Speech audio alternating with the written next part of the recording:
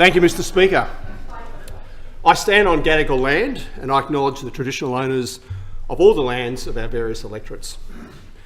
Mr. Speaker, this is a budget written in red ink. A budget of debt, not discipline. A budget of vagaries, not vision. A budget that's about papering over the cracks rather than building for the long term. A budget putting band-aids on the major problems faced by the state, like housing, cost of living, infrastructure and health. A budget that will be forgotten even if the costs, the waste and the missed opportunities that it presents linger long after it's passed this parliament. And a budget which after 2 years in office shows the mettle of this government. A government sleepwalking through its term, already out of steam.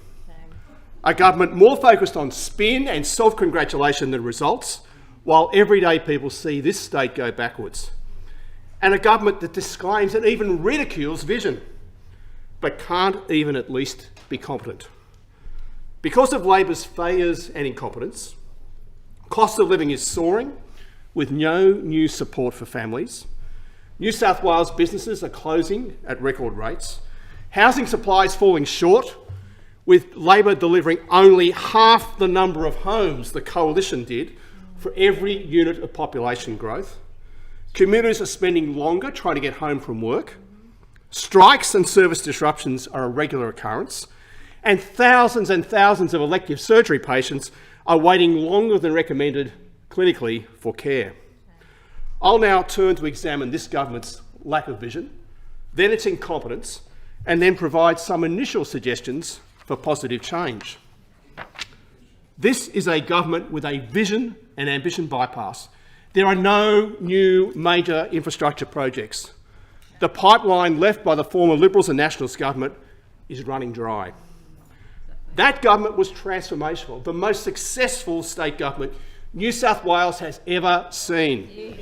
A government that repaired the economy and paid back debt, that transformed Sydney with the biggest road and transport program in its history, including WestConnex, NorthConnex, the first Sydney Metro line, and spearheaded the construction of the Western Sydney International Airport, transformed the culture of government through Service New South Wales, completed more than 180 hospitals and health facilities across New South Wales, and left more than 130 projects underway, and delivered 213 new and upgraded schools, with a further commitment of 106 school projects underway, the largest school building program in New South Wales history.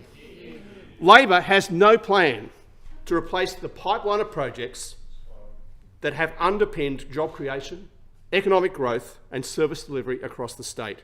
Instead, under Labor, there's a whopping cut of public infrastructure investment as a share of the economy, about 30% over 5 years. In this year alone, budgeted capital expenditure will be cut in real terms across key portfolios compared with the 24-25 budget. Transport, down 23%. Health, down 4.5%. Education, down 7.7%. Let's take an example. The Aerotropolis sector plan contains the appalling revelation that the government had no plans to commence construction, let alone finish construction, of new metros to or from Bradfield before 2040.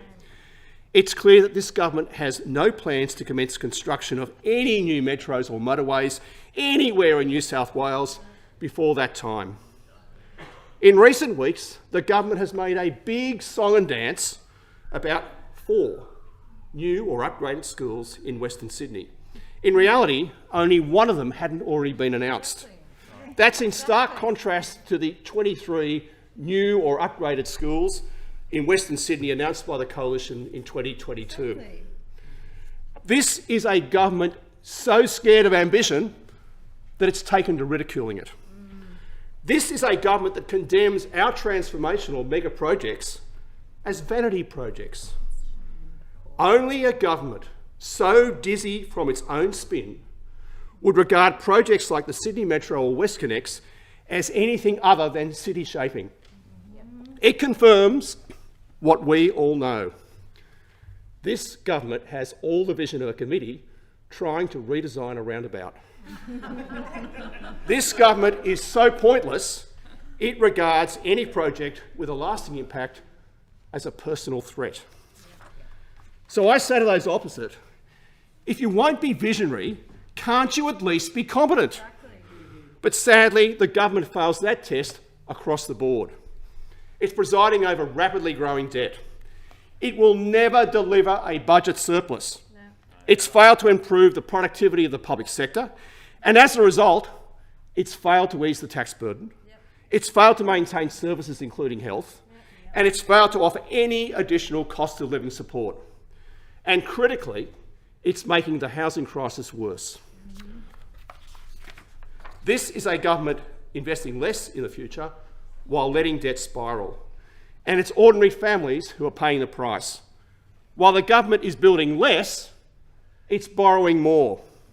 On its own figures, gross debt is set to rise by 29% over 5 years and net debt by 43%. The gross debt is projected to reach $199.7 billion in the final year of the forward estimates. Annual interest repayments will reach $9.5 billion in 28-29, up from a projected $6 billion in the last coalition budget in 22-23. Every household in New South Wales will have to pay an extra $2,250 a year in state taxes and charges just so Labor can pay the interest on its debt. This will be paid by taxes on the family home, stamp duty and land tax, or taxes on jobs, payroll tax. They won't get better services for this. They will just service the debt. Mm-hmm. And it's not because revenue is lacking, quite the opposite. Yeah. Yes. So that's how bad it is if you accept the government's own figures, including the razor-thin surplus of just $1.1 billion in 2027-28. But the truth is worse, because the Minns Labor government will never deliver a budget surplus. Never. And there are plenty of reasons to call out the forecast surplus for what it is, a fairy tale. Mm-hmm. First, the budget projections of future general operating expenses just aren't credible. Put aside for one moment employee and related expenses, interest, depreciation and amortisation. That leaves what the budget papers call other operating expenses and grants, subsidies and other transfers. They account for over $52 billion in 25-26, or 42% of total expenses. The government has budgeted for other operating expenses going up just 1.2% over the next 4 years, and grants, subsidies and other transfers going down 2.4% over the same period. Those forecasts are fanciful when CPI will increase by 10.5% over the same period. If these expenses increase by merely 1/5 of CPI, that wipes out the surplus. And if they increase by CPI, that adds around $5.5 billion in annual expenses by 28-29. Second, the 25-26 budget makes no provision for potential wage rises above the government's offer arising from arbitration decisions of the Industrial Relations Commission in relation to firefighters, psychiatrists, staff specialist doctors and nurses. Third, there's no allowance for toll relief beyond the 1st of January, if there ever is to be that toll relief.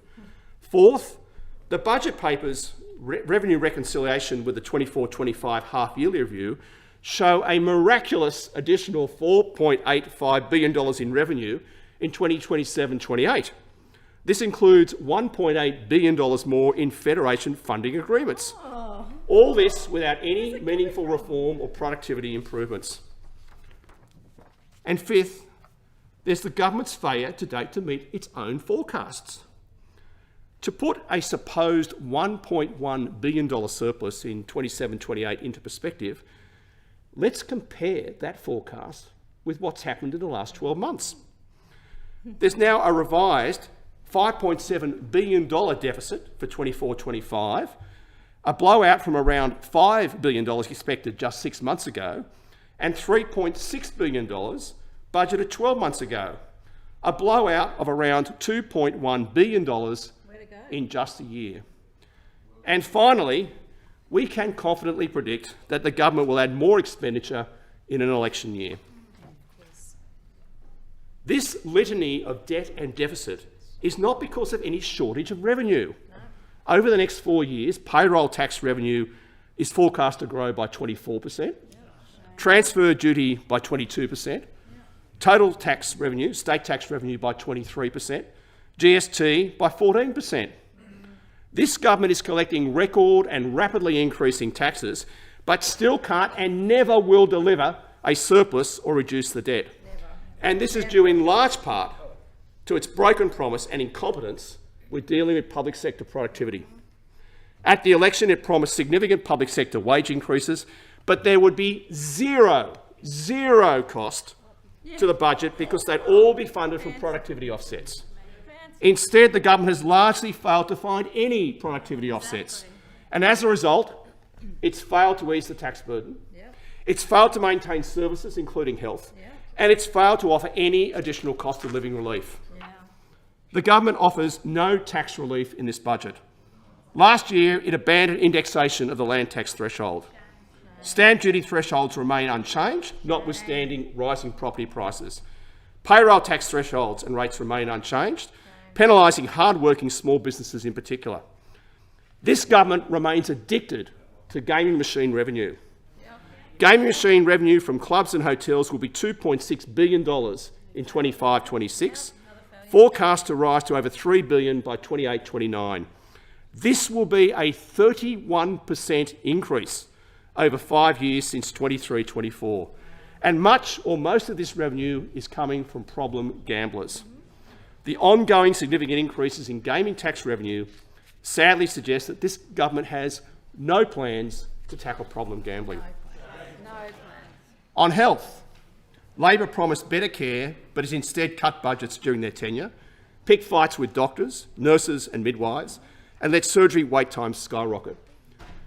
AMA New South Wales President Dr Catherine Austin has lamented, and I quote, "There is little meaningful funding in today's New South Wales budget for the state's ailing public health system and the thousands of patients waiting for their life-saving treatment or surgery. Doctors on the front line are grappling with more acutely unwell patients with increasingly complex healthcare needs, and the funding provided in this budget fails to address that." According to the Bureau of Health Information, performance across our hospitals is deteriorating, emergency departments are under pressure, elective wait times are increasing, and more patients are leaving hospital without being treated at all because the wait is simply too long. The latest BHI quarterly report shows that over 100,000 patients are waiting for elective surgery, close to the record set during the pandemic when all elective surgery was cancelled. Over 8,500 people were waiting longer than clinically recommended, up 151% on the same quarter last year. And as Dr Austin notes, and I quote, "These people are our mothers, our fathers, our colleagues, our neighbours, all in need of surgery to alleviate chronic pain or regain quality of life and independence." These aren't abstract figures, these are real people in real distress. This budget delivers no reform, won't reduce wait times, and does not do anything to prevent people ending up in hospital in the first place. The Mental Health Coordinating Council says of the budget that, quote, "The New South Wales government has once again failed to deliver the critical investment needed for community-managed mental health services, leaving people with complex mental health challenges without the care and support they need." And while services go unfunded, psychiatrists in our public health system are resigning en masse, another warning sign that this system is under immense strain. This budget is a reminder that without competent economic management, you can't invest in the services that matter. And outside health, there are plenty of other examples of the government failing to provide the services our communities need. For example, the budget delivers another brutal blow to regional New South Wales. More than a month on from the devastating floods on the North Coast, the Mid-North and the Hunter regions, the budget doesn't include any further funding for Category D level grants for primary producers and small businesses. Communities like Taree and Kempsey are literally on their knees right now pleading for help. It's at the point where business owners and farmers are rallying in the streets, yet there's nothing set aside to support up to $75,000, which they desperately need. There's no clear plan for youth justice reform, no funding for diversion programs, no extra commitment to therapeutic models that are urgently needed, particularly in regional communities. The government offers not a single new or upgraded school outside Sydney, and no meaningful investment in water security. It's never been clearer that this government does not understand and does not prioritise the regions. Shame. The standalone women's budget statement has been scrapped. Shame. What was once an 80-page policy centrepiece under the former Liberals and Nationals has been reduced to a 20-page chapter buried at the back of Budget Paper 2.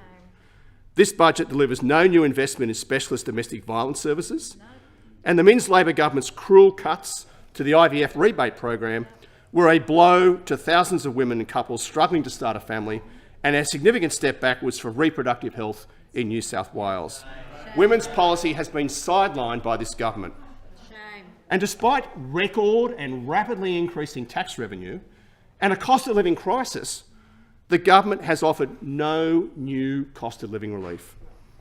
Instead, they've taken support away, axing or slashing active kids, creative kids, first lap, back to school, regional seniors travel card, regional apprentice travel card, zero funding in the budget to provide toll relief beyond 1 January next year, absolutely zero.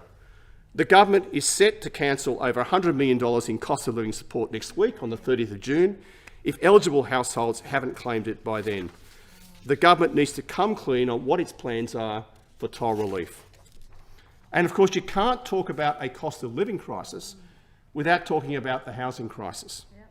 Soaring rents and government-imposed taxes on new homes are pushing families to the brink.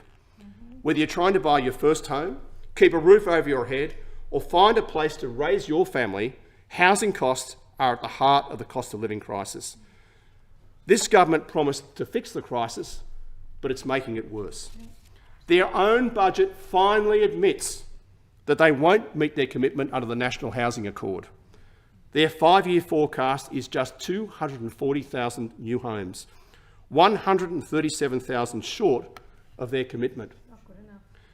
Under this government, we've seen housing approvals, commencements and completions drop to the lowest level in a decade, construction costs soar, and no infrastructure plan to support new homes. State government taxes and charges on new homes are the highest in the country and the highest on record. Yep. They're crippling financial feasibility and new housing supply, making it harder to build, more expensive to buy, and they still can't explain what their $12,000 tax, their so-called housing and productivity contribution, will deliver. The 5,000 homes that the government is proposing to underwrite with its pre-sale guarantee initiative is just 1.3% of its housing target, and is a concession that their taxes and charges are killing feasibility in the housing sector. Exactly. 2 years on, Labor is pretending to fix a problem it created. It's released a draft guideline allowing developers to deliver infrastructure instead of paying the housing and productivity contribution in cash. But the total cost remains unchanged. Instead of fixing the problem, Labor is begging the private sector to do the government's job, building basic infrastructure like roads and schools, while families are left footing the bill. Labor's housing policy is heavy on announcements but light on delivery, and making the crisis worse. Housing supply doesn't exist in a vacuum. It depends on the right infrastructure being in place. Roads, rail, schools, hospitals and public services that make new homes more livable and connected. Yep. You just can't approve housing targets without a plan to support the people who will live there. Exactly. And while the government claims to prioritise housing, it's failing to provide the basic infrastructure required to support it. It's disclaimed mega projects. It says it will concentrate on neighbourhoods. It's not even delivering infrastructure there. Exactly. In the appropriation bill, the Treasurer has allocated nearly $850 million to a fund so broadly defined that it could be used for almost anything. If the government has specific plans for this money, the public deserves to know. The purpose of a budget is to provide a clear breakdown of how taxpayer funds will be spent in the year ahead. Setting aside nearly $850 million without transparency or clear purpose raises serious concerns. It suggests that either the government doesn't know what it intends to spend the money on, or worse, that it intends to give itself a blank cheque, spending taxpayer funds at its discretion with minimal oversight. So, what will the coalition do? Mr. Speaker, over the coming 21 months, New South Wales will hear our detailed policies and plans to give the people of New South Wales what they deserve. Better infrastructure in both our cities and regions, healthier communities served by the world's best hospitals, a housing plan that invests in essential infrastructure, delivers meaningful tax reform, supports first home buyers and provides incentives to get homes built. A justice system that keeps communities safe and puts offenders on the right track. A cleaner environment, the most enduring legacy we can leave our children. An education that equips our children for the second half of the 21st century. An economy that's productive, competitive and strong, which supports small business and innovation. A state that's just, prosperous and fair. And a state where every family can afford to live, raise children and access the services they need. The next coalition government will be a transformational government. The challenges of 2027 will be very different from those of 2011, and in many ways even greater. We must be ready for them, providing a clear pathway to future success and well-being of today's young generations. Because ahead of us lies a world of profound risk but unprecedented opportunity. A world where truth is harder to discern and misinformation spreads faster than ever. A world of rapid technological change, bringing both immense potential and complex new threats. A world where governments must respond to more frequent and extreme climate change events. A world of geopolitical volatility. A world where debt is more expensive and every dollar must be stretched further. And a world where the cost of living is rising faster than many families can afford. But here in the meantime, here are some ideas for starters. First, housing. We maintain our commitment to work constructively with the government to attempt bipartisan reform of the planning system. We advocate restoring the first home buyer choice program, removing the burden of stamp duty for young people trying to get into the market. And as previously announced, we'll exempt eligible older Australians, downsizing from paying stamp duty, freeing up larger homes for families. We'd launch a multi-billion-dollar council housing incentives program, properly funded, unlike the token $200 million gesture from Labor. We'd cut the taxes and red tapes that are making new developments unviable. For example, we'd pause the housing and productivity contribution for the life of the National Housing Accord, and after that, defer its collection from the construction certificate stage to the occupation certificate stage. Affordability starts with supply. Supply starts with a government that gets out of the way, not one that stacks on more costs. Second, cost of living. A coalition government would do more to ease the pressure on everyday expenses for households across New South Wales. In the meantime, we call on the government to reinstate the full Active Kids program, not only to help with household budgets, but to get our kids moving, learning and engaging again. And in the meantime, we call on the government to extend the toll relief deadline beyond 30 June and come clean on what it's actually doing about toll relief going forward. Third, small business.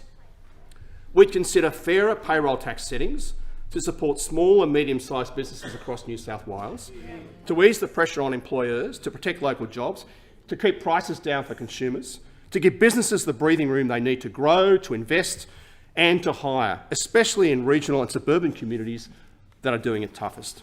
Fourth, artificial intelligence.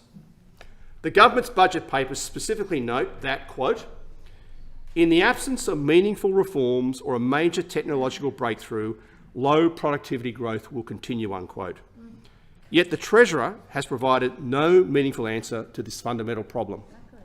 A coalition government would embed responsible artificial intelligence across public service processes to improve services, to free up teachers, healthcare professionals and public servants to engage directly with people and problems instead of being tied up with unnecessary administrative burdens. This work would be preceded by the development of an AI Opportunities Action Plan, as in the UK, overseen by a dedicated Minister for Artificial Intelligence. For small and medium business owners looking to get ahead using AI, a coalition Members will come to order. For small and medium business owners looking to get ahead using AI, a coalition government would set AI for Biz, a zero, low-interest loan scheme for small and medium businesses looking to introduce responsible AI into their business operations. Fifth, health and well-being. New approaches to managing chronic illness are improving lives and saving public dollars. A forward-thinking government should seize these opportunities, and that's exactly what we do.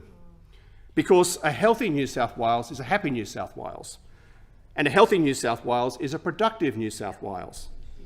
A coalition government will make genuine investments in preventative health so people can live longer and better lives. The Special Commission of Inquiry into Healthcare Funding told us something confronting, that over 84,000 hospitalisations in a single year could have been prevented with better preventative care.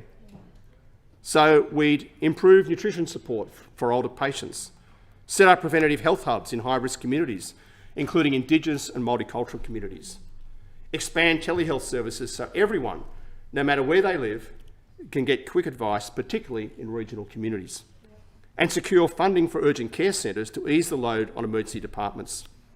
Our health system needs proper planning, proper funding and practical reform, not press releases and shortfalls. We'll take a different approach to this government, prioritising emergency care, protecting frontline services and reinvesting in critical areas that it's neglected. Because health is not just a line item in the budget. It's the foundation of our well-being and a core responsibility of government. And sixth, budget responsibility. Strong financial management is part of our DNA. We'll live within our means. We'll aim to operate balanced budgets over the economic cycle. We won't take the lazy road of higher taxes, as Labor in general, and this government in particular, have done again and again, and we'll grow the economy. We'll create the conditions for new jobs, new businesses, and new opportunities to thrive.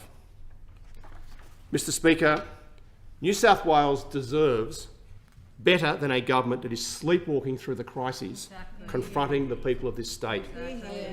A government that delivers transformation. A government that is responsible and competent. A government focused on building a stronger economy which every citizen can benefit from. A government focused on the opportunities and the challenges of tomorrow. That's the kind of government the Liberals and Nationals team will be, and that's what we'll be offering the people of New South Wales.